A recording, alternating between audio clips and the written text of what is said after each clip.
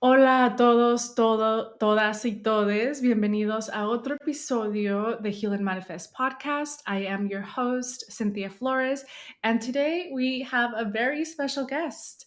I'm so excited. Today, the episode is going to it's going to focus on empowering Latina voices and conquering imposter syndrome. My invitada de hoy is Doctora Lisette Sanchez. She is a bilingual and bicultural psychologist. She's a speaker, she's a consultant, and a writer. She was raised in Los Angeles by immigrant parents from El Salvador and Mexico. Doctora Lisette's background has fueled her commitment to tackling intergenerational trauma and the imposter syndrome phenomenon. She founded Calathea Wellness, a practice serving clients in California, leveraging her understanding of cultural impacts on mental health to support the Latina First Gen community and professionals. Thank you, Dr. Lisette, for being here. I'm so excited to have this conversation on imposter syndrome. I know this is something that I have experienced, a lot of our colegas have experienced, a lot of people in our community tend to experience imposter syndrome. So I want to really delve deep into this topic. What is imposter syndrome? How does it impact our community? What are some of the challenges and barriers that we experience, and how do we like get through, right? What are some tips and strategies and things that we can do to tackle this, right? So thank you so much for being here. Yeah, the pleasure is all mine, Cynthia. I'm so happy to be here with you and so honored to be in the space to be able to have a very important conversation about this topic. So I'm Yeah. ready. Yes. And I know how I know you is through social media, because I really love that social media is able to connect us, other colegas, other Latina therapists doing this work, and psychologists, right? And I really love that we were able to connect. I really love your content and the work that you're doing. You're definitely an inspiration for me, and thank you for being here. So let's get started with imposter syndrome. I know that I wanted to ask you some questions about your experience, and as a professional, as like navigating these different spaces that were oftentimes not designed for us. What has been your experience as a first gen Latina professional with Mhm. imposter syndrome?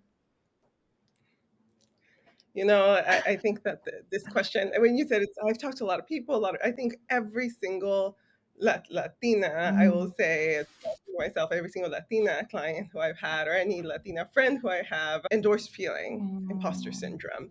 And what I want to say is, before I move forward into sharing my experience with mhm, it, I want to also talk about the language that I use around it. And mm, so, syndrome is a common term. I think that's how we hear about it in our general pop culture. So I understand that it's how we understand it, it's how we define it. However, when we use the word syndrome, it's pathologizing. mm, It makes you think that there is something inherently wrong with you as an individual. And that's why I often refer to it as a phenomenon. And that mm, was actually, the term was coined, phenomenon. It was imposter phenomenon. It was coined in 1970 as an imposter phenomenon. And somewhere along the line, someone said, if we call it syndrome, mm. and then we don't have to do anything about this, then the responsibility is then on the individual, because the individual feels that it is something that they are doing wrong, that they've caused harm, or they're doing something that leads to these feelings of, and the feelings are the same. So the feelings, when you feel like an imposter, you feel that you do not belong, Mm, that you will be discovered as a fraud, and no matter how high of an achievement you have, that feeling doesn't go away. And again, it doesn't go away because you are reacting to the environment, and you said it very well, environments that were not necessarily, where we don't see ourselves represented, mhm. environments where we're not maybe created for people who look like us. And so we're reacting to that. And so I just want to kind of share that caveat before I share an experience that I've been thinking about recently a lot. So when and I think actually this experience really contextualizes Mhm. how thinking of it as a syndrome is so problematic. Mm, Maybe you can relate to this actually. So think about, we're going to talk about baby therapist Lisette. mm. So baby therapist, her very time seeing a client. So, as therapists, our first time when we start seeing clients, I imagine this is for you. Usually, the sessions are recorded so that we can get feedback on these sessions, and so there's a lot of other additional support that goes into these. Mhm, At my very first session, set up for that recording, and I go get the client in the waiting room, but I got them a little bit late, so I was feeling anxious. So think about, for those listeners, think about any time you've done anything for the very first time. mhm, We're always feeling a little bit of anxiety, like los nervios, and mhm, all we want to do is do a really good job. We want to do the best job possible. So that's me. So put baby Lisette, that's all she's feeling. I just want to do a really good job. I'm here. It's my first time. But actually, I want to be a perfect therapist. Let's be honest, because in my mind, I'm like, this is what I meant to do. I wanted to do this since I was in seventh grade. So I go into the office with the client. We sit across from each other, and I start to give my spiel. Hi, I'm Lisette. I'm a therapist, blah, blah, blah. And the moment I finish introducing myself, she pauses and she looks at me and is like, are you okay? mm. Which to me, I was like mortified. I was Yeah. mortified that I was experiencing so much anxiety in the room because, again, I wanted to be the perfect therapist. I came in Mhm, with such high expectations that the person across the room from me was not feeling very safe. mhm, She picked up on my anxiety and she's thinking, I'm here to work on my anxiety. How can you help me with this? Right. mhm, So I will tell you, I don't remember too much after that. All I remember is thinking, oh my goodness, I'm going to get kicked out of my program mhm. because I'm a perfect therapist the first time.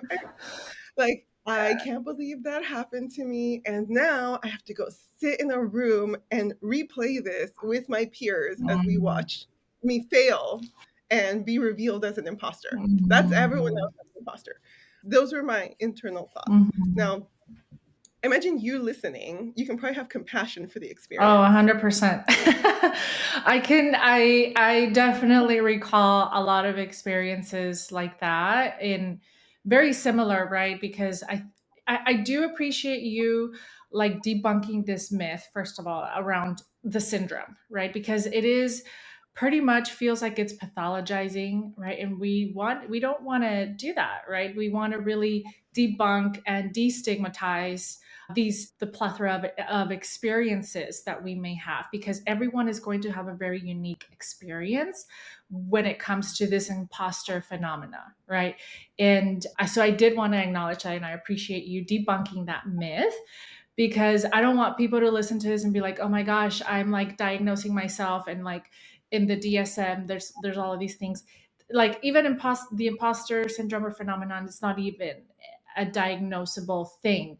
Is honestly just an experience that we have, right? So I think it's important to really think about it as that. It's a combination of experiences, it's a combination of feelings, emotions, sensations, and it's also, I think, something that maybe we don't talk a lot about is this intergenerational belief of not feeling a sense of belonging, right? Because if we look at our ancestors' experiences, our parents as immigrants, if you're a first gen, right, or second generation, that we're often like taken out from our land and having to migrate to a different place that is unknown, with a different language, a different culture. You're having to assimilate, acculturate, and of course there's going to be feelings of belonging, of not belonging, of feelings of, am I worthy enough to show up in these spaces, and understanding that when a lot of our ancestors and our parents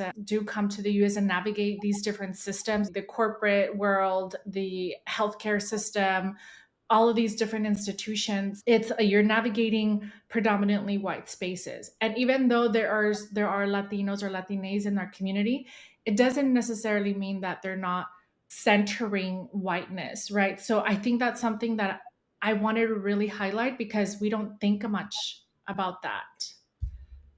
No. I agree with you so much, and and I think of that visual. If you go into a space for the first time, let's say your first corporate job, like for the corporate folks out there, and you go into the office and you look around, and maybe you're one of the first people who's hired who looks Mm, like you. And mm, you look around and what is around you? Who is pictured on the walls?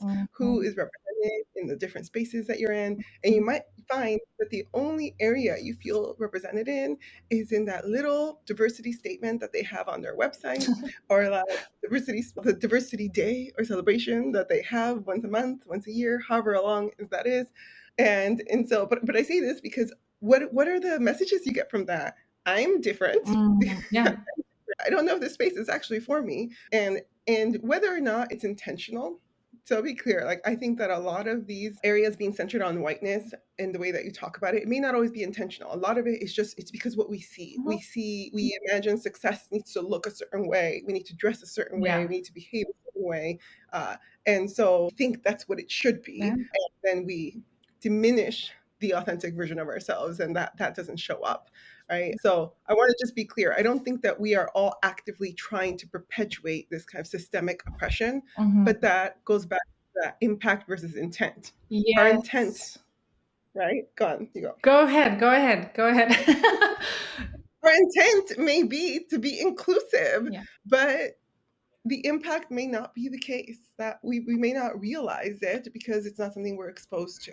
So again, baby Lisette goes into these spaces, and I will say I was one of the few Latinas in my program. Mm, I had moved away from like my community, so I was living in a new state. So I also didn't have a core support system at that point, like fully established. In my school is a predominantly white institution, so I like in and of its own, like I would walk down the halls and like these are all the different things that I'd see. It was just older historical, and so every single again, but on the website in the school, and just like with all universities, I think now they're like, we are committed to inclusivity, diversity, equity, inclusion, belonging, whatever it is. So I thought I'm here, and so no surprise that yeah. I was feeling imposter syndrome. And but at the time, I only knew it as imposter syndrome. So Mhm. everything that I was experiencing that were feelings that were warranted, and just I would say, yeah, feelings that are warranted for that situation, like the self doubt. Yeah. Anytime we do anything new or for the first time, we're going to doubt ourselves a little bit, right? Yeah. Yeah. And then maybe a little bit of perfectionism was coming in there. You heard me say it a few times. I wanted to be the perfect therapist, and some people pleasing. Like I wanted people to like me. But in none of those equal imposter syndrome. But Mhm. all of these things exacerbate the feeling Mhm. of being who doesn't belong.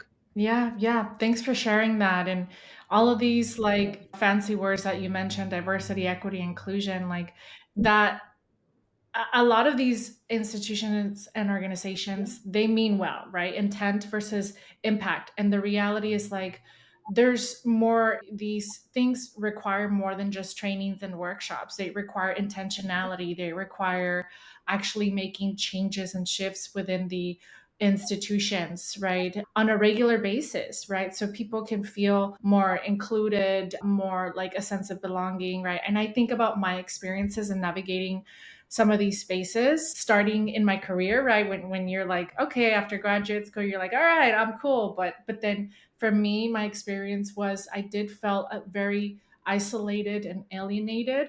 And a part of me just didn't feel like I was able to showed certain aspects and parts of my culture. Like I wasn't able to have a conversation in Spanish with anyone, even though there was like Latinos or Latinas.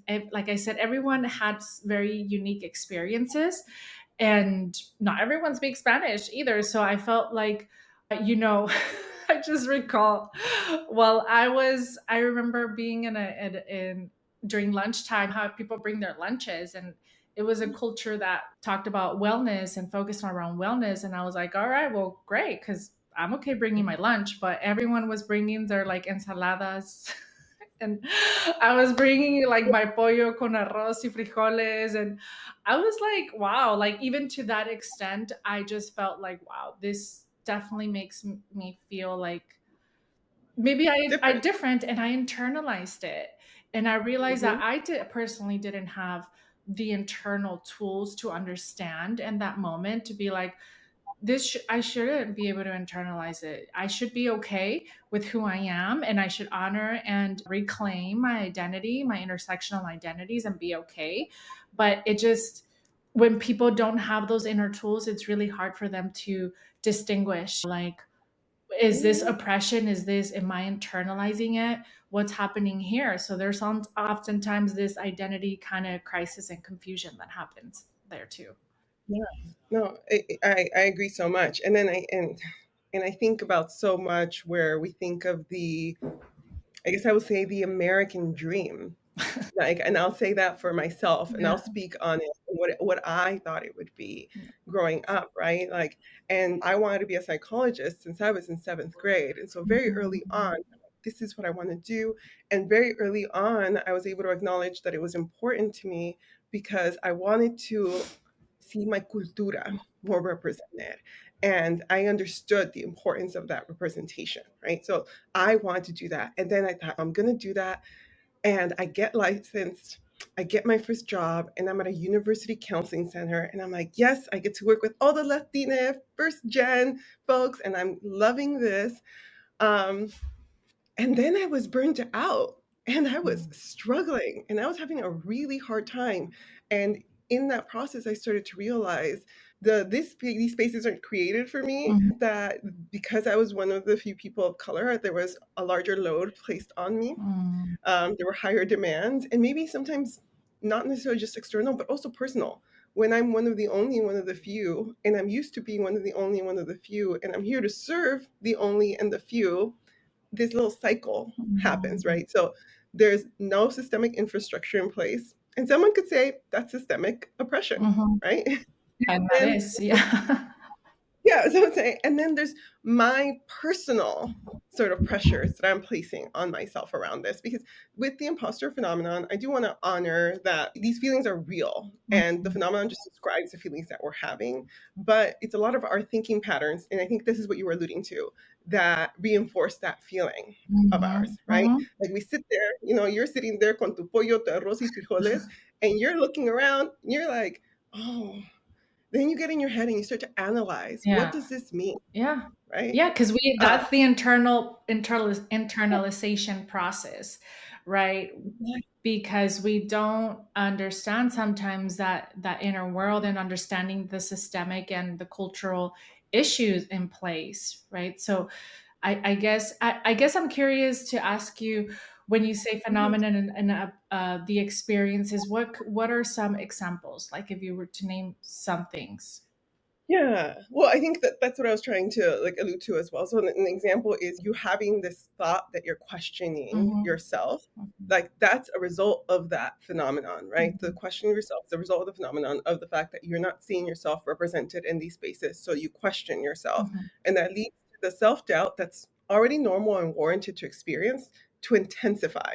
So Mhm. that's why it's important for me to like is it yes, there's no imposter syndrome. And I think there are some people out there who will say like there's no imposter phenomenon, there's no imposter anything, it's all just systemic oppression. But I'm of the belief that there's I think a little bit of truth to both of the definitions, Mhm. and it's just about how we look at them. So there is, I think, a large truth in the systemic oppression. And but like I said, I don't know that it's necessarily always intentional, right? Mhm. I think that as we're trying to create these bigger systemic changes, there's just some things that we're just learning as we go. And I like to believe that in the next 50 years, that the diversity environments in these institutions looks very different. One, because just there's more representation. Two, is because there are so many Latina or just BIPOC entrepreneurs who are creating new spaces, Mhm. and these new spaces are being created with intentionality. Mm. And are we going to get it right all the time? No, Yeah. but another like step in the right direction. So I think that I want to highlight that for the systemic version. Now the internal process. Mhm. I think and I want to highlight this because I was reading something recently. There's a new book that just came out that's the first book of its kind it's just called Imposter Phenomenon, but it's a book that highlights all of the recent research on imposter phenomenon, helps us understand it. And one of the arguments that it also makes is, well, if you're saying that we only experience it due to systemic oppression, then why are Black students at historically Black colleges also still experiencing this phenomenon? Why do they still feel like imposters where they're in places that have, again, been set up with all of that intentionality? Mm-hmm. And I think that's when we start to, it's my, this is still, again, I'm still learning. I think a lifelong learner, and I think we're always going to be growing from this. I think my current perspective on it is that um, because it's been pathologized for so long, that when we experience self-doubt, again, something that's supposed to be a very normal and warranted feeling, we've automatically now associated self-doubt with being an imposter. So all of those feelings kind Mm-hmm. of come to light. That's an internal process. Internal processes, we do have some ability to manage and control them. Now, they're still happening as a reaction to an external, Mm-hmm. but we all kind of learn how to navigate that. And we can definitely talk about how I navigate it, maybe how you've navigated it. Yeah. But I just want to make sure that it makes sense to you first, because it's Of a little. course. No, no, it makes total sense. And yes, you're right around there's oftentimes in unintentional systemic oppression, but I do want to highlight that they're oftentimes intentional and, Yes. que se hacen como que no saben lo que están haciendo, but that it's things have been done in a very similar ways for so long that they're not willing to make changes. So that at the end of the day feels in a way intentional, and it does perpetuate systemic and institutional oppression. So I think it's also important to note that, but I understand the differences between institutional systemic oppression versus, which is the external factors that are at the end of the day out of our control, versus also our internal process, right, which you mentioned. And yeah, it makes so much sense. And the systemic and institutional oppression, I mean, they are out of our control. There are things that we can do, like continue advocating, us doing similar work, you and I, like policy changes. All of these things are so important to think about, and having representation, right? Not just having people talking about these experiences when they have not experienced it, right? We need people that Yeah. have and that continue and that work with communities that are in this constant struggle, so we can kind of give that feedback and say, hey, these are some of the changes. It's up in your face, we're giving you this information. It's really up to you to figure out how to make these changes, you know. Yeah, yes, and I really appreciate you bringing up that oftentimes it can be intentional, and I hear about it constantly in the therapy room. Some things that I couldn't comfortably say in a public setting, but I hear about what happens behind the scenes in HR in a lot of agencies where certain problematic and very overtly Mm-hmm. racist interactions are covered up or are ignored or are just like accepted as a status quo. And Exactly. And microaggressions and all of these things. And I wanted to really delve deep a little bit of the inner experience, right? Because I do agree that with you around that, when people automatically experience low self worth, low self esteem, like feeling othered or self doubt, they go directly to imposter syndrome. And if that helps them identify their experience and pinpoint, okay, this is my experience and I understand it, that's fine. But I do want to like continue destigmatizing and bringing that awareness to when it comes to these experiences and feelings and this internal dialogue or internal experience. It could also be a number of other things like anxiety, right, depression, and if we're talking about discrimination and prolonged, yeah, we're talking also about racial trauma, right? We're talking about not social anxiety is something that I do see a lot. This sense of identity confusion, not like feeling alienated and invalidated, right, in their experience, and marginalized. right? I often do see this sense of not feeling valued, not feeling that what they bring to the table is something of value. And also, I do see a lot of burnout. I do see a lot of employee, like people just feeling so unfulfilled and dissatisfied with what they're doing, which also includes low productivity. And we can go on with like Oh yeah. capitalism and all of these things, but these are some of the things that I do see when navigating like this phenomenon. Yeah, and think about it. Hear everything you just said, and think about you're there, you're burnt out, you're not performing at your best, and so then your results, you're not able to measure the results that you like, or that the outcomes are not there, right? So then in your mind, what happens? You analyze the information you have in front of you, and you say, "Wow, all of this is evidence." That I don't belong here. All of this is evidence that I am an imposter, that I am a fraud, that I'm not capable. Mm, But again, that's the internal process we're having. And it's so important to consider, well, what were the systems in place there to support you? Like what was this company doing to help at least encourage an environment where you felt safe to ask questions? mhm, Because as much as I say, oh, when you start a new job, it can be really hard.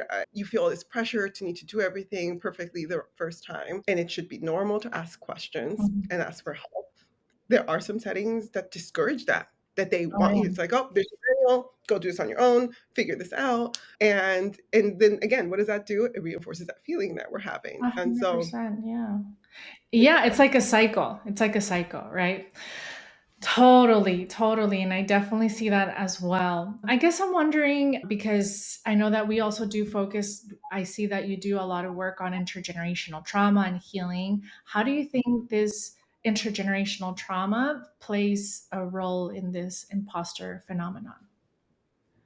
yes, I think that's an amazing question. So I think it plays a role in a lot of different ways. And I think what I'll come up with, or the first example I'd like to give is thinking about our like cultural values, cultural expectations. Some of, and I think as we are learning as a generation, whatever generation you're in, but you're whoever is listening to this is in their healing generation. You're in that generation. You're if you're listening to this, you're probably one of the people in your lineage who's trying to be the cycle breaker, who's Yeah. actively working with this, right? So like we're estamos en comunidad, right? Like with Mhm. all the cycle breakers here.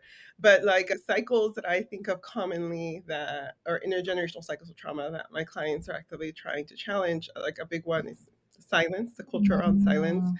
When I'm working with Latinas, it's the value of Marianismo. Mhm. What I want to say with those, or I guess, well, I'll add one more, is like respeto, respecting, Mhm.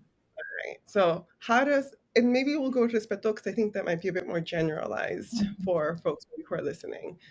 If you highly value respect, and let me be clear, there's nothing wrong with having that value. It's one of my core values, respecting my elders. However, I don't think that respecting people should be in line with agreeing with everything they say. I think Mhm. that we can respectfully challenge Yeah. and disagree with with anyone in our lives. We should be able to do that. Some people might be harder than others. Mhm. So let's think about what it looks like in a work setting. If you have been your whole life told you got to, whatever the person in charge tells you, you got to just respect it. You can't challenge it. You just have to go and do whatever they say. What is going to happen when you go and have your first job Mhm. where unless you're an entrepreneur and you're the boss, you have someone who you are working under, and you've been told, I have to look at the person and that person knows everything and I have to trust everything they say and I just got to do it all regardless Mm. of how it makes me feel, regardless of if it's within my capacity or limits or whatever it is. And so that can lead us to, again, that burnout that you were describing, the overworking, because maybe our boss will keep adding things to our plate because why? We say yes because we think it's disrespectful to say no. So Yeah. we say yes, I'll take it, I'll take it, I'll take it. And then we get to the point where like, I can't do this all. This is so much. But this person who I respect thinks, obviously thinks I'm capable of doing all of this because why else would they have given me all of this? I Mhm. mean, the answer is capitalism, but let's come back to it. It's like, why else would they give me all this work if they didn't think I could do this? And now I can't, I have failed them. They're going to discover that I'm an imposter, right? Mm. So here's that cycle of an intergenerational, again, it depends how we look at it, but intergenerational like trauma around the definition of respect. and how then we apply to a work environment. Mhm. And you're shaking your head because it's more nuanced than that. Yes, and it's the respect to authority, right? The respect to we don't speak up when we're told no tienes que decir nada, tú solo di sí, porque I understand that, and I think that that's something that I feel like I grew up with, and a lot of I'm sure the audience that is listening, it's like maybe parents have all had also internalized, and I do believe that a lot of the times that it does it's a pattern, it's a belief system that generationally it's so internalized to the point that respecting authority is probably the best thing because of various reasons. Survival, right? Some people had to survive violence, some people were just trying to protect themselves, it was threatening.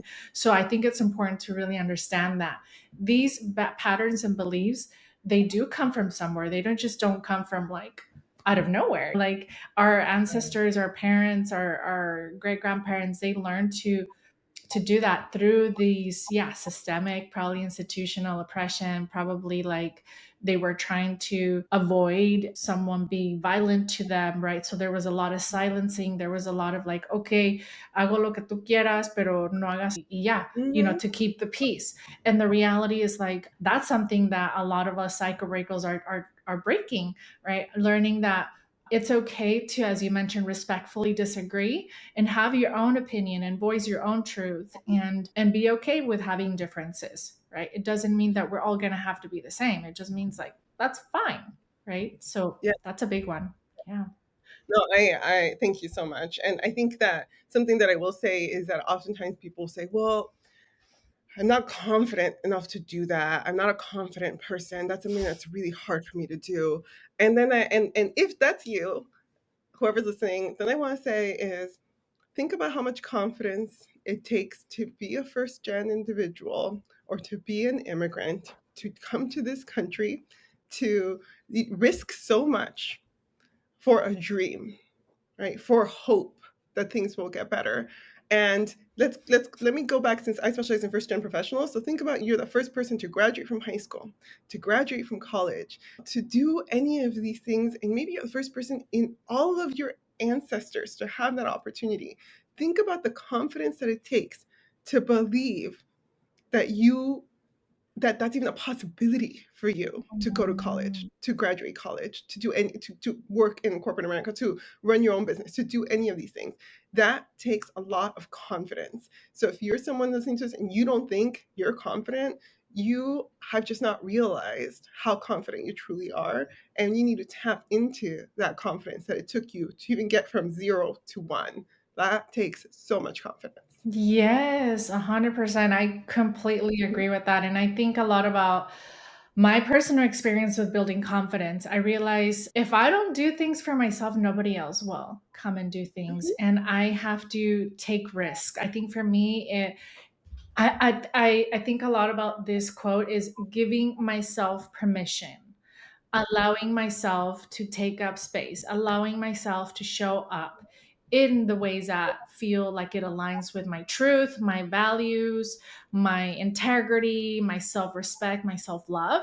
And at the end of the day, building confidence, it does take practice. It's not something that you're just going to be like, "Oh, well, it's going to come eventually someday." No. No te va a caer del cielo, no te va I wish like that was how it worked, but the reality is that that's not how it works. Confidence is something that you build up, you cultivate. It's like when you're going to the gym, you're trying to gain muscle, you're trying to like exercise and nurture your body. So you need to put in the work, you need to put in the practice to build it, Yeah. to start cultivating and nurturing it. And that requires practicing, that requires taking a risk, that requires doing things even if you have fear, like doing things anyways, regardless of if you're fearful, you will have to figure it out. It really takes having a growth mindset, as I think you and I Mhm. have talked about. Growth mindset is really about understanding that you are a life learner, and we're here to, if we're not there, we're gonna get there eventually. So it's really thinking about the yet, like Tal vez no estoy ahí en el momento ahora, pero estoy aplicando lo que debo de aplicar para llegar a ese momento, a ese lugar. So it's about applying it and integrating, right? So that's what I'm Exactly. thinking about. And I'm curious for you, what do you think are what's some of the advice or some of the maybe things that you would want to give to to our listeners who are out here just kind of navigating this imposter syndrome phenomenon and are having a lot of self-doubt but are really wanting to take that next step? Yeah. So I think one is we talked about the importance of building your confidence. Mm-hmm. So one, recognizing you inherently have confidence, because to be able to believe in yourself to do all of these things that past generations would have thought was never possible is confidence. Now, maybe that felt a little bit easier. Maybe you hearing it, you're like, I didn't have to think about that. It came so easily to me. But then again, that means you can tap into that, but you tap into it like the way Cynthia described. You tap into it in smaller steps, and you have to push yourself. You can't just expect for again one day to wake up. It's like, today I am the most confident version of myself. Can you wake up though every day and tell yourself, today I'm going to be the most confident version of myself? And if every day we wake up and we are the 1% like better confident version of ourselves, and that means that we press send on that email that we were nervous about, right? That we make a note to ourselves that I don't know that I want to continue to, or I should say, we allow ourselves permission to consider whether we're in the best place for that growth, right? Mm-hmm. It also takes confidence to maybe leave certain spaces if you're realizing that they are oppressing you even further. Nourishing that confidence, and know that, I'm sure Cynthia, you as well, but everything that I do, anytime I do anything for the first time or even multiple times, I'm still doing things afraid. I am, Yeah. I'm still, get like, my heart beats a little Yeah. bit faster. I get sweaty. Y'all, I have a napkin next to me, and I'm going to show this. I have this napkin. There's like no makeup on it.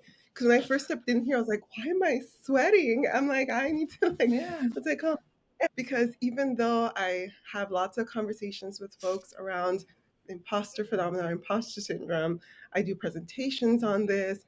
It is something that I'm actively working through. And there are some days when it's harder. Mm-hmm. And there are some days where I need to give myself more grace and self-compassion, because it's hard to get out of our own heads. It's hard to get out of our own ways.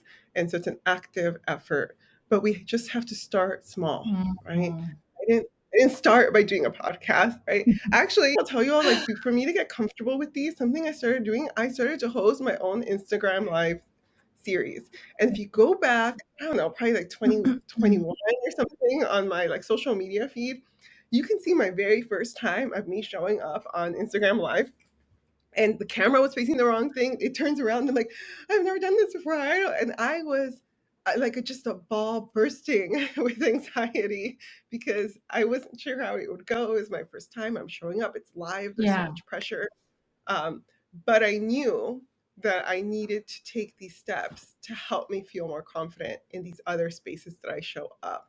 I knew that that I would show up maybe 100 times still feeling that afraid, Mm-hmm. but each time that fear would feel more manageable. Mm-hmm. And now I know, I just have to have a little napkin with me sometimes to manage when things. I have my water to keep me hydrated when Yeah. things happen. And then I have my comfort items. So like you can see some of my stuff behind me, but on my desk, I have these like little Oh, dust bubbles. cute. And I'm like, you are Yeah. okay, right? And so I share this because I feel like I end up in a lot of public spaces, or like I did an interview with Univision. Y'all, I think I shared immediately after how drenched in my own sweat I was after that interview. So like, Yeah. and I'd watch it and I could feel it. I'm like, oh, you could tell I'm anxious, but you know what? I'm still always proud of that version of myself. Yeah. I love that. This definitely fills my heart, and I feel like it's very inspiring and moving me right now because I totally agree with what you're saying. Like it really takes taking little steps, pasitos a pasitos, to start building that confidence. And like you said, it's going to be very unique for everyone. This experience of getting out of your comfort zone to doing things that you for the first time that you wouldn't even have imagined but that you dreamed, right? Like I know for me it was this podcast. I know I waited for a long time. I had ideas, and honestly life just kept lifing and kept happening, so I kind of put it in the back burner. Pero hasta llegué a un punto y dije, ya, este año es mi año y lo voy a hacer, pase lo que Yeah. pase, lo voy a hacer, you know, Period. and period, and I did it, and I'm doing it. And I mean, I do get nervous, of course, like, but I think as you mentioned, it's really about allowing yourself, giving yourself permission and doing things even when you're afraid, when you're anxious, when there's a lot of uncertainty of how things are going to come. As long as you prepare in the best way that is in your capacity, and knowing I'm going to give it my 100% right now in the best way that I can right now, then do it. And I think that's something that has really helped me. It really has shaped the way that I talk to myself in my inner dialogue. That matters a lot, the inner dialogue, because if we're constantly, as I mentioned, in this fixed mindset of like perfectionism, tiene que salir así, así, si no sale así, pues no lo hice bien y no salió y no es como esperaba. So it's like the expectations that we have for ourselves oftentimes do get in the way, and they sabotage our like experience, right? Like being okay that if I say something right now that I mess up, I'd be like, all right, whatever, like it's no big deal, like I'm human, I can give myself grace, and I can give myself a lot of compassion, and I know that I'm not perfect, but that I can do things differently to do better and Yes. for next time. So it's really about going back to this growth mindset that we need to really debunk all of these things, but also unlearn and reframe a lot of the things Yes. that we learn around like perfectionism. And because of these plethora of experiences with this imposter phenomenon, it almost Mhm. feels like there's something wrong with me and it's just never going to go Yeah. away, when the reality it's like we can just learn to or unlearn and reframe our experiences as we go, right?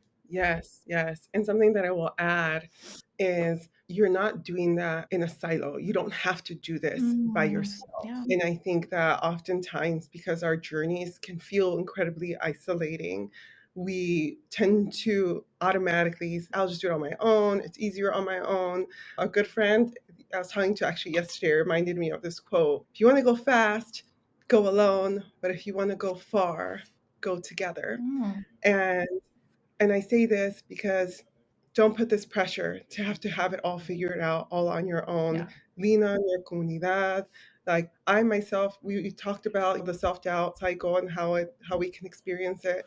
This past week, I was feeling it a bit more intensely. And for a while, I've been thinking, oh, it's time for me to get back into therapy because I'm starting to notice that I'm getting stuck in my own mind and my Mhm. thoughts. And I say this because, again, I'm a psychologist. Mhm. Like, by all intents and purposes, I'm an expert on this matter, and I never expect myself to do this on my own. Yeah. And so I'm back in therapy now, and so I like kind of call. We're starting again next week. I have my Great. first session with a therapist because I'm privileged enough to have that resource to be able to Mhm. access someone, and it's just a reminder like you can't really do this all alone, and so be mindful of the expectations you're placing on yourself for it. Yes, thank you for naming that. And you're so right on that. I do believe that leaning on community, which is something that we have, but we have through our ancestors, our lineage, but we kind of had we unlearned, right? As as our parents and us, we kind of trying to fit in into this society and culture and this American dream, quote unquote. I think that it's important to start reframing that for ourselves and understanding that we're not alone, even in our experience, right? In our experience and experiencing some of these things with the imposter phenomenon or the self doubt, but just in general, like understanding who is your community, who is your support network, and reach out. Right, reach out to those that are there, because I know that this is something that I do talk to a lot of my clients about. That we're like, okay, well, have you reached out to this person, this person, this person? They're like, no. They're like, okay, give it a go. And then if they're not supportive, then figure out other people in other community that will. I think that's also a big one, and I appreciate you mentioning that. So I get this conversation has been honestly very eye opening, very inspiring, very moving for me. And I'm really glad to have had you here in this conversation, Lisette. I'm wondering, what are some of the current projects that you're working on? Where can we find you? How can people work with you? Yes, no, thank you so much for asking this question. And also, like, it has been such a pleasure to be in community with you, Cynthia. Like, this has been such a fruitful conversation. And I think, and I share this, I think, always very much privately, but I always find that I heal another little part of myself every time I get Mhm, to show up as myself in these mhm, spaces. Um, and letting the authentic version of myself that actually come alive in these mhm, spaces, right? It's been really nice. So, how you can support me in my work. And so, follow me. I think I'm most active on Instagram as at the First Gen Psychologist. And on there, I share different tips for first gen professionals to help you deepen your connections, elevate your confidence, and just overall fulfill your personal and professional lives. And I actively, I'm an active contributor to Hip Latina, where I write articles on mental health and the first gen experience. And so if you follow me on there, then you will have access to more of that. Also, recently launched a newsletter.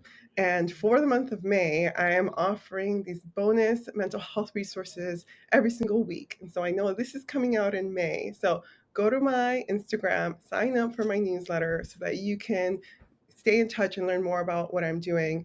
But for the most part, I would say that my biggest passion right now is having the opportunity to speak on these topics. And so I would love to come to your organization, your company, your coaching circle to talk more about whether it's the imposter phenomenon, first gen mental health. Please think of me and let's continue to amplify other Latina voices. Yes, thank you so much. I'm so excited to bring this episode to you all. I hope that you can subscribe if you aren't watching on YouTube and follow on Spotify. And then we'll see you on the next episode.